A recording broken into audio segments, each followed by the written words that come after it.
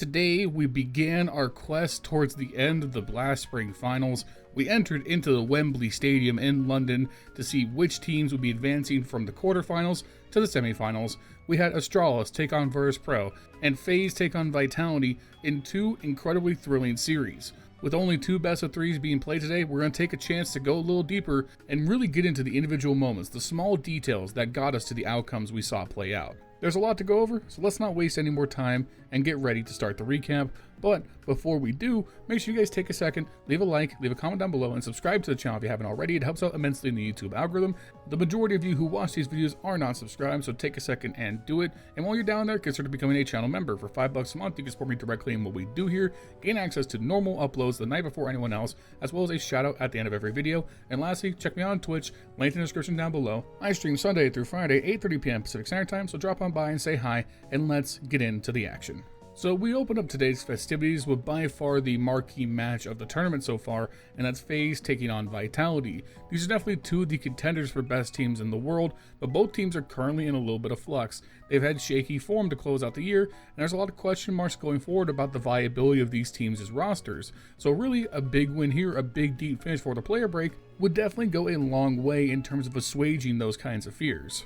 It's also an interesting matchup historically, as these teams have faced off a number of times, but over kind of the lifespan that both of these cores have faced off against each other, Vitality has definitely had the upper hand, especially recently in the transition to CS2. Going back to IEM Sydney and including today's matchup, these teams have played 6 best of 3s against each other, and over that sample, Vitality has been winning this matchup quite dominant. As in both of Faze's victories at IEM Sydney and back at the Major, they were close 3-game sets, whereas pretty much every time that Vitality has won this matchup, it's been a 2-0 blowout. So with that context, I think most people would give Vitality the edge in this series, but I think both of these teams have been very weird at this tournament. We've seen a lot of the great sides of both lineups.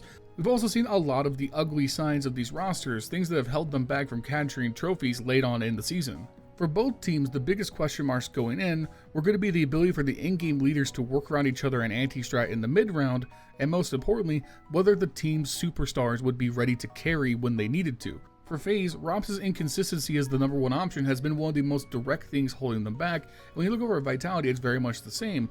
We look at ZywOo and we see the moments where he's unreal, tearing apart teams with a 2.0 plus rating, but we've also seen the bad, where he disappears late in games and elimination in the biggest moments and allows his team to slip and fall through the cracks.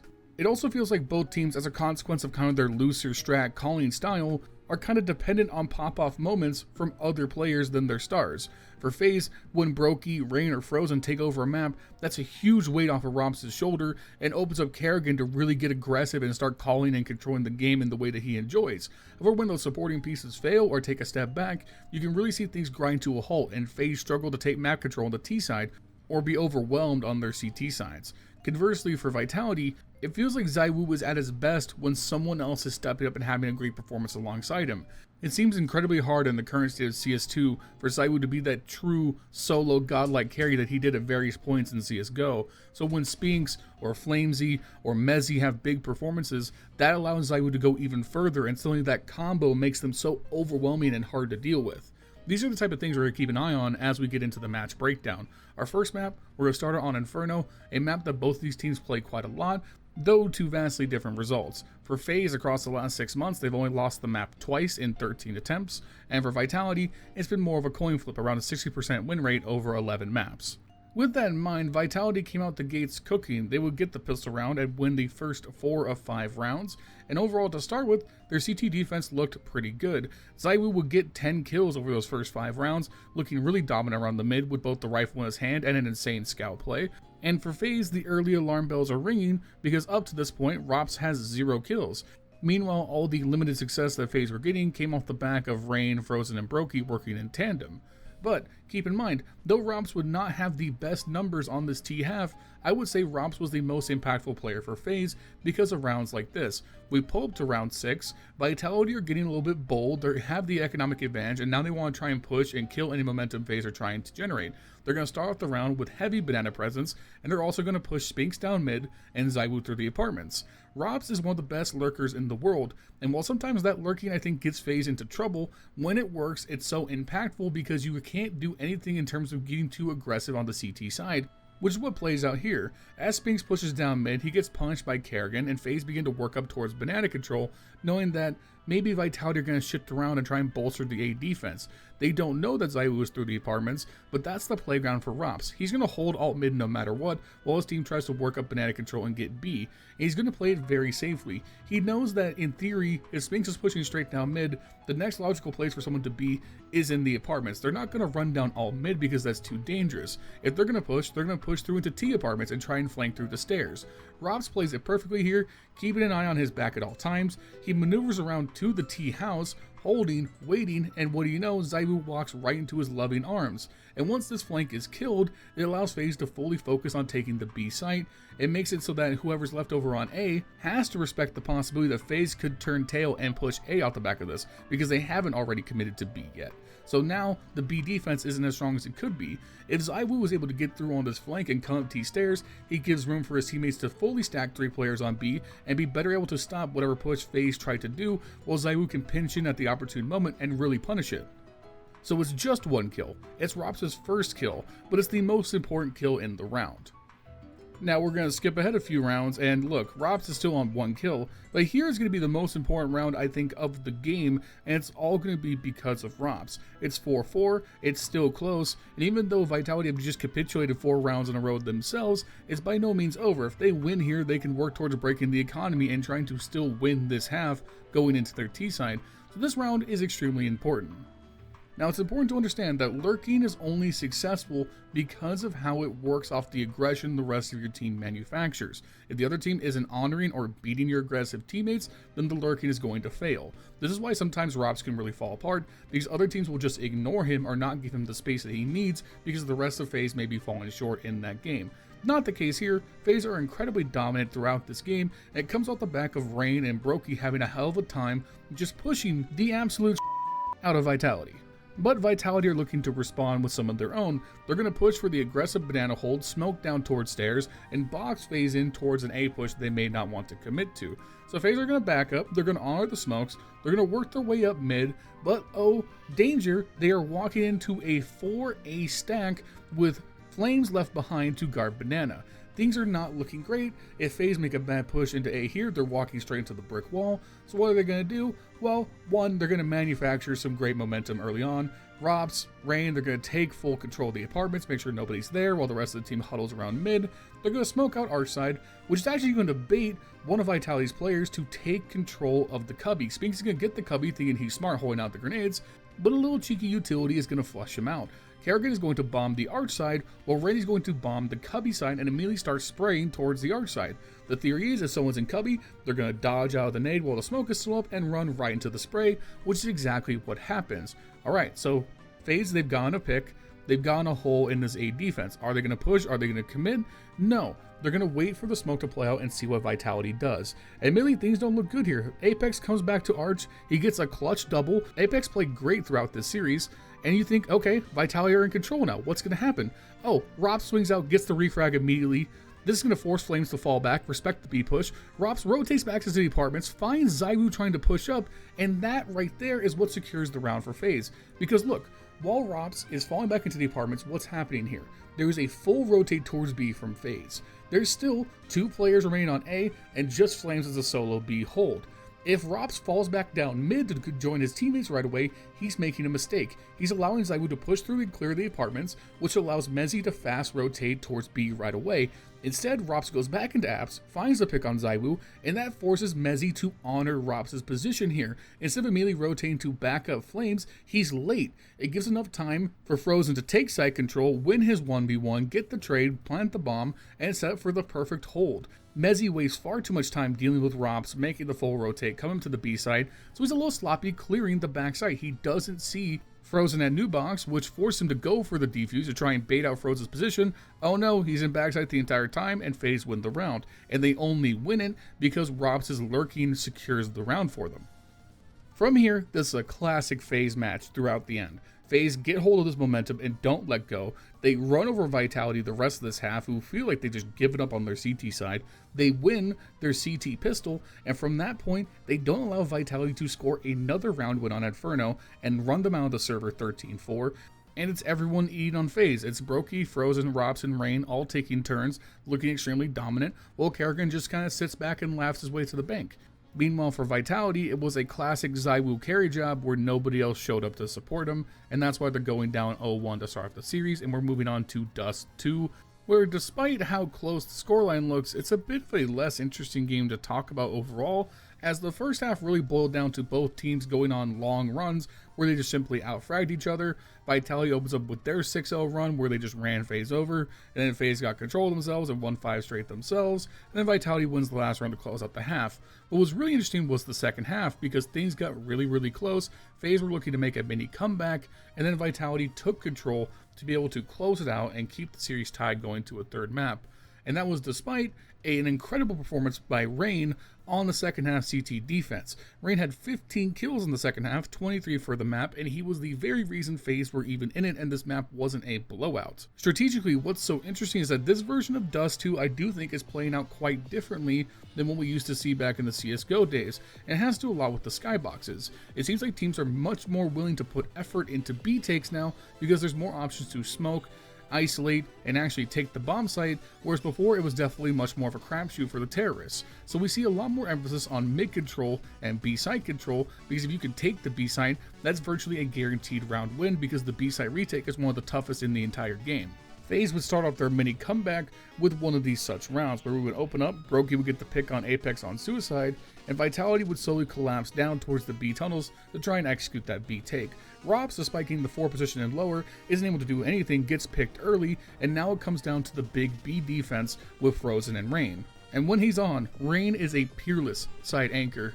Not only does he get the trade for when Frozen falls on the B execute, he gets all 4 kills, shuts the round down, does not allow Vitality any chance at the site control, while Brokey holds mid and prevents the pinch. Just truly godlike stuff from Rain throughout this half, and this was the best round amongst them. From there, Faze would take the next 2 rounds, breaking Vitality's economy, bringing the score to 9-10 in crunch time. Faze looking to come from behind here and take a 2-0 series victory. So what did Vitality do to try and secure this map? Well, they decided to abuse mid to B until Faze stopped them or they won, and turns out they just ended up winning instead. What they would do on this round is they would slowly isolate the mid control, smoke out the mid to B, go ahead and pinch the B side because there's only 2 players there, because the current long A meta demands 3 players at the beginning of the round to spam nades and prevent the long A push, and suddenly you have the site for free. There's nothing you could do if you're Faze. If you lose the B site, like I said, pretty much a guaranteed save unless your B side players get a significant amount of trades before they go down. And as soon as Robs gets banged through the smoke and Frozen finds himself on an island, yeah, about time to go ahead and save.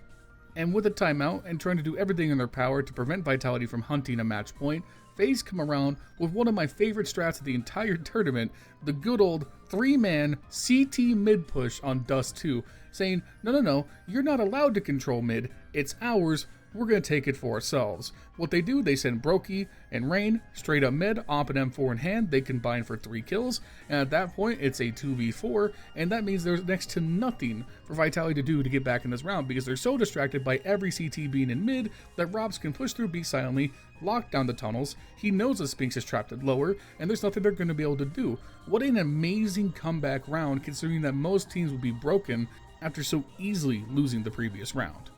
In retaliation and on a force buy, Vitality would do the smartest thing they possibly could here and grind the pace down to a halt.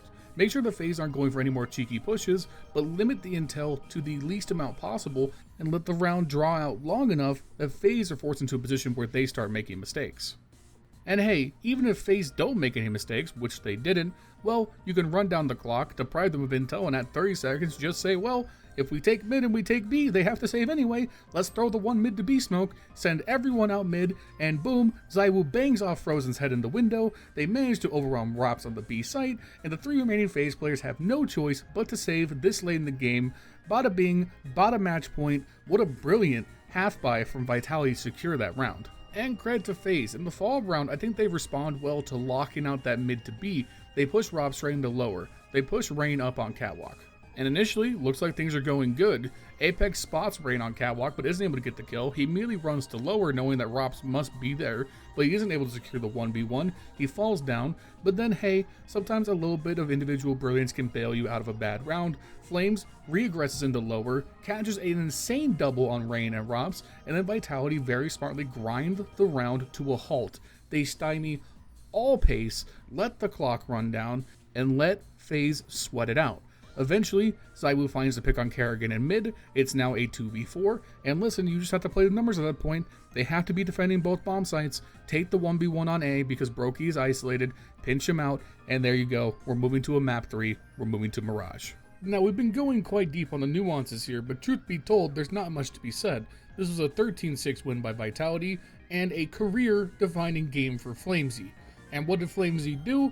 Well, he simply went out there, got 27 kills, a 2.28 rating, and was so individually brilliant that FaZe had no answer on CT or T, and they got ran over. The other big thing was Vitality absolutely stopped Rain and Rops from doing anything. They held Rops to just 1 first half kill, Rain to 3. Even though Rops got a little bit better, getting 8 kills on his T side, it was too little too late, because once Vitality got control of their economy, they so thoroughly abused mid that FaZe had no answer. They won the last 4 straight rounds and calmly closed out the series. All this despite Frozen doing his best for FaZe with 21 kills himself, Brokey with 14, but then everything else falls off a cliff, and Rain, Rops, and Kerrigan were absolutely dreadful to close out this series. Vitality advanced to take on Spirit tomorrow in the semifinals, so we get yet another epic ZywOo vs Donk matchup. As for FaZe, I'm going to save their fate in the offseason for a separate video, but I think there's definitely some question marks as we head into the player break about what the team needs to do going forward. But I'll save that for them because we're 16 goddamn minutes into this monster and we still have another series to cover, so let's speed on to Astralis vs Virtus Pro. And you know, I'm not above holding my own L's. If anything, it's a sign of my relevance that this early on in my career, I'm already starting to experience Caster's Curse because, roll the clip. As for our other matchup, we have Astralis taking on Virtus Pro, and flat out the way Virtus Pro are playing right now, I'm going to take Astralis to win this almost guaranteed. It would take an incredible turnaround from VP to really figure out their CT sides and their T side setups to utilize Electronic and Jame effectively enough. This is the type of thing that I think is going to take boot camping over the offseason, and now is not the time in the middle of the tournament to figure it out. And Astralis are cohesive, Device is cooking on all cylinders, he should cook Jame, and overall I expect him to win dominantly. I'm going 2-0 for Astralis on this one. Yeah, turns out that take aged like milk. I just never would have guessed that this VP team would not only beat Astralis, but honestly dominate them on both maps. We open up on Inferno, and Astralis strike out their T side with an early 4-0 run, and you know, the defense for VP looks shaky, it looks inconsistent, and Jame and Electronic aren't finding any kind of impact, so you're thinking, oh god, it's happening, Virtus Pro are about to collapse, Astralis are too consistent, they're too good, it's already over. But then VP would wake up and win the next 12 of 13 rounds. Which, you know, I'm not that good at math, but that's a pretty damn good run in an MR12 format. And really, they got it down on the CT side by just being better in the duels. I mean, it was the Great Wall of Jame on the A side where he got the bulk of his 15 kills in this game. He got 12 in the first half, a lot of them on the op, with some great impact, and also they weren't too hesitant to save. Even in scary rounds where Flit is the solo B-hold, he goes down early to the Eco and Astralis players who immediately storm all 5 players into site. They get the site control, get the plant down. It's now a 5v4 retake, which is almost an absolute no-go in many situations. If Astralis were a full bot, it would almost assuredly be a save. But instead, VP, they wait out some utility. They blow up in a smoke. Jame gets a pick. Jame then drops the op to one of the low health players, picks up a rifle, and Virtus Pro decide to go for it. They send 3 players through the church, they send the op through CT, they smoke off banana, the 3 players push through church, they trade for site control, hop on the bomb, they smoked off banana, so now it's just Device with a P250, and he comes oh so close to killing Jame, who's sticking the bomb because the time's almost run out, and Virtus Pro managed to steal a round that was nearly a guaranteed win for Astralis, and those were the type of plays that kept them in control to hold out for the rest of the CT half, turn a 4-0 deficit into an 8-4 half win, and then be in prime position to win out the map from there. They played a solid T side where Flit really took control. They got their rounds early, including the pistol round, so they could get to match point with a 5-12 lead, and from there, they survived a solid little run from Astralis where they took 3 rounds in a row. They only need to win one to close the map out. They do it, and VersePro take the early 1-0 series lead. For Astralis, I think what really went wrong here is that Device was the only player really cooking. The players that you would expect to support him big time, like Yabi and Stown, were missing, especially on the T side. Add on to that a 7-14 dreadful performance from Bro, and yeah, Astralis just really didn't have a chance to weather the storm in this one. But there's still hope. We're moving on to Dust 2, a map that Astralis have been good on so far, so let's see what happens. And what we would get is almost complete deja vu of map 1, where Astralis would open up by winning the first 4 rounds, and then, like a ghost from Inferno's past, VersePro would go on an 8-0 run to close the half and win it 8-4 on their T side. And here, the T side on Dust 2 was actually great for once. It felt like Jame was taking a lot more initiative and being a lot more aggressive, and that helped boost them onto this 8-0 run off the back of Electronic having a great opening half as well. None more emblematic of that than round 8, where you have Jame in lower tunnel, you have Electronic on catwalk, and they walk out and disassemble Astralis in mid.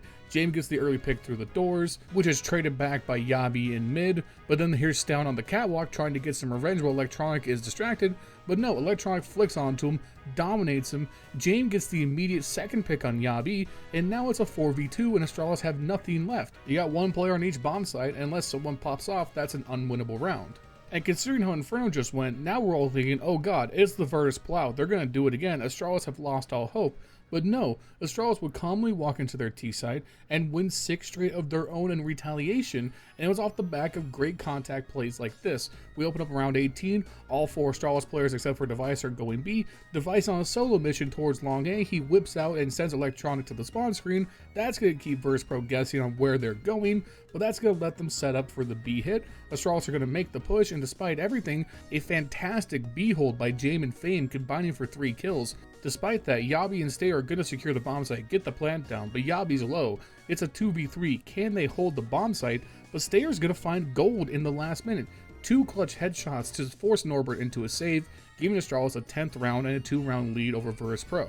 And if you know this channel, if you know me, I absolutely love what happens next. For the first time in what feels like a long time, Jame is going to take the initiative and push straight at Astralis with the op in hand. We're going to open up the round. He's going to push straight through mid into lower tunnels. He hears a whole lot of activity going upstairs. It looks like Astralis are going to go straight in with the B rush. Meanwhile, Bro is locking down long A, holding for the flank. He's going to get a pick over there. As Astralis begin to push, Fame on his own is going to get 2 UMP kills to stem the bleeding a little bit, but it's not going to matter. Astralis are going to trade for site control. It's a 3v3 as the bomb goes down, but look, there's Jame already so far into T territory because of his early aggression. He knows Bro is on the flank. All he has to do is wait to get this pick while his teammates get ready for the retake with him. He patiently waits, gets the pick on Bro, and then still, this is the patience from Jame that I think is actually so good about his playstyle. When he does it right, it's lethal. He's going to carefully walk out of B tunnels into the smoke, get onto the jump box in B site,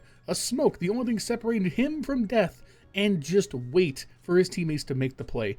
And somehow, he doesn't get spotted just on the edge of the smoke. He's the first to see the players on backside, gets a crucial pick, and that allows VP to collapse in, get the retake and the defuse, and absolutely stunt the momentum Astralis had built to that point.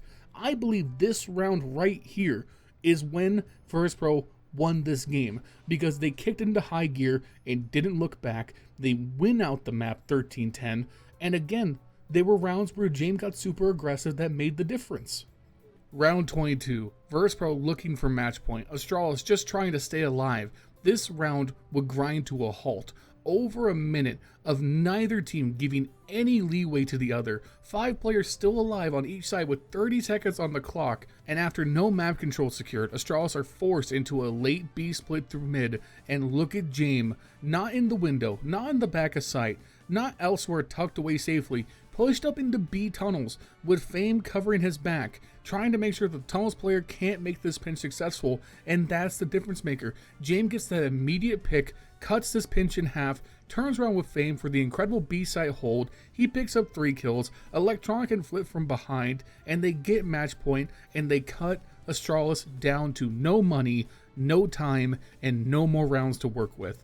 They win the next round, it's over, VersePro advance to play Na'Vi tomorrow, and what a statement series from these guys. This is a team that I've criticized endlessly in these recent tournaments for all of their obvious flaws, but it's because the potential is so great, and this was a statement series where we got to see what an optimized Virtus Pro could possibly be, and hopefully this is what they work on in the offseason. I want to see them put up a fight against Navi tomorrow, because when it works, this combo of Jame and Electronic is so fun to watch.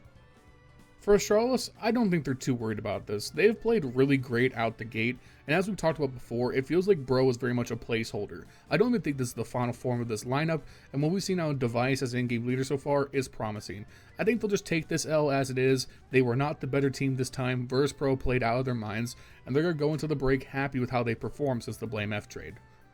I would talk about the semifinals, but this video's gone on too long. I'm just going to let that speculation sit. I think we're going to have great games tomorrow going into the rest of this tournament, and I'm just excited to see how it plays out. I can't really bet on either team in either series, as it feels like, really, this is anyone's tournament at this point. However, I did have to say I have one favorite. I think it's Spirit. I think they're the best team left, but who knows? Vitality have shown themselves to be an answer to Donk in the past. So will that play out tomorrow? I have no idea. All I know is I'm tired. I want to go to bed, so I'm going to go do that. Thank you guys for watching. Let me know in the comments down below how you felt about the series today, all that good stuff. Like, comment, subscribe. Shout out to my channel members, Justin, Furley, Jesse, Bubblesj. If you want to become a member, click the link in the description down below. $5 a month, support me directly, all that good stuff. Check me out on Twitch, yada yada, etc. And a little bit of later.